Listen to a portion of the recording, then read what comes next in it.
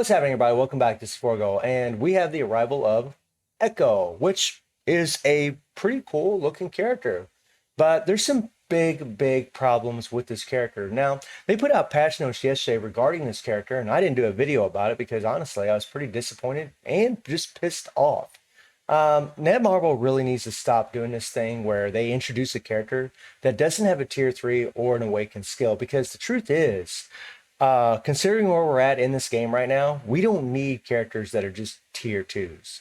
We need characters that have awakened skills and tier 3s, because those are the characters that we can use in World Boss Legend.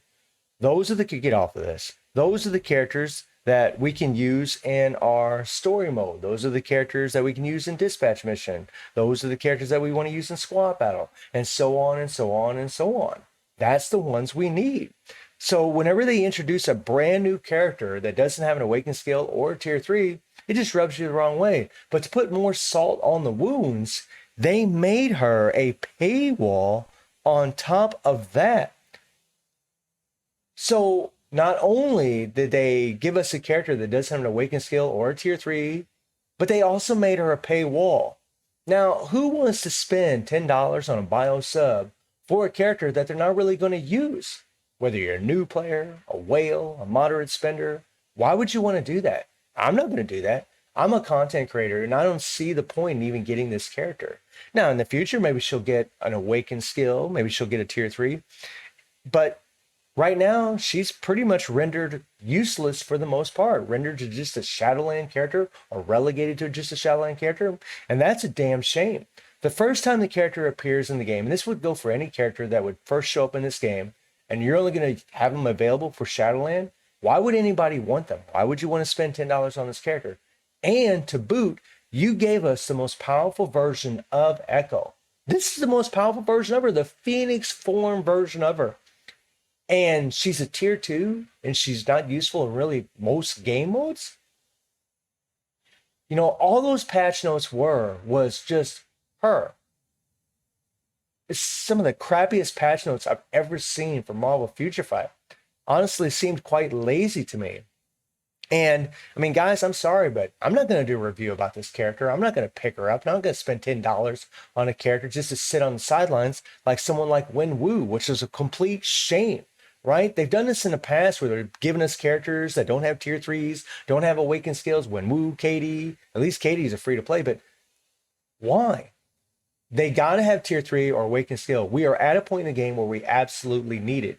And it's a bunch of crap when they don't do it. I mean, and it's kind of a shame because, you know, Echo does have some nice things in her kit, right? You know, her leadership gives us 60% increase of fire damage, which isn't bad. Pretty decent, right? Her passive, you know, gives increased fire resist to all allies, increased damage to all elements by 15%. Not bad, right? Then she also has the increased guaranteed dodge rate, increased skill damage. She has a nice heal, which is really powerful little heal that she has. She has a Wolverine effect on her heal. Her 1 skill, nothing major there. The 2 skill gives incapacitation, has paralysis that works on world boss, right? She's got accumulation, but accumulation really isn't that good. 0.6% really isn't that great. It is for 10 seconds, and it is on a low cooldown, so it's always going to be up. And that's nice. And then her 4 skill does give her immunity for 5 seconds and remove all debuff. Pretty sweet. And then her 5th skill also has 6 seconds of invincibility, which would give her native super armor, and she does have an all attack buff by 25%.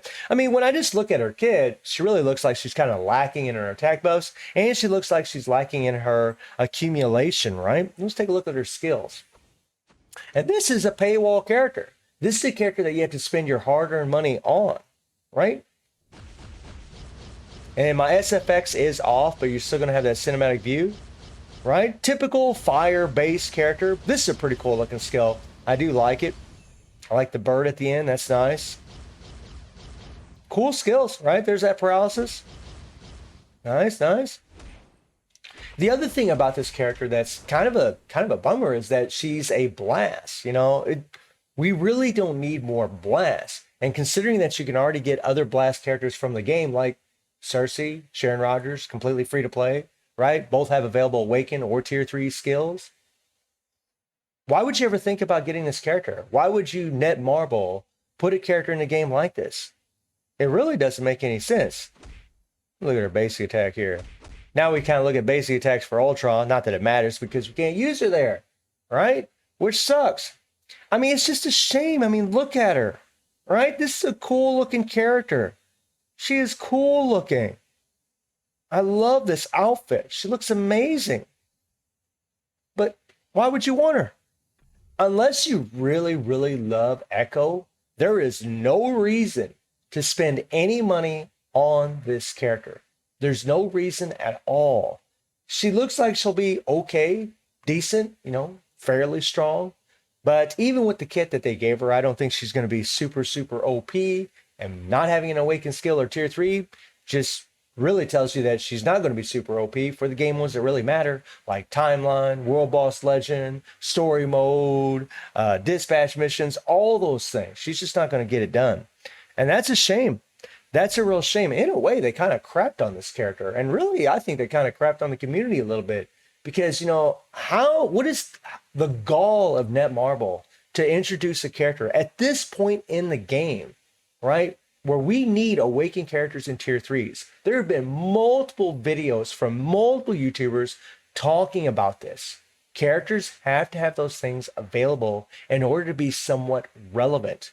And even from looking at her kit, she doesn't really look like she's going to be super OP anyways, to be perfectly frank with you all. And that is a bummer, man. I was really looking forward to her, but when I looked at those patch notes, I was like, what is this? What is this crap?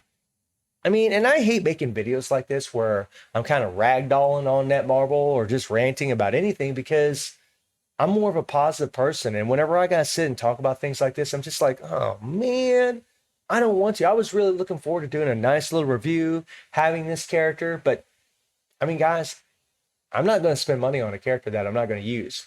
I'm tired of getting characters that just sit on the sidelines and do nothing. We got Win-Woo. And what? I've done nothing with him. I don't use the character at all. He just sits on the shelf collecting dust. That's all he does. And I don't want the same thing to happen to her. I want to be able to play the character. Netmarble, do not introduce any more characters that don't have awakened skills or tier 3s. They absolutely need those things in order to get some shine.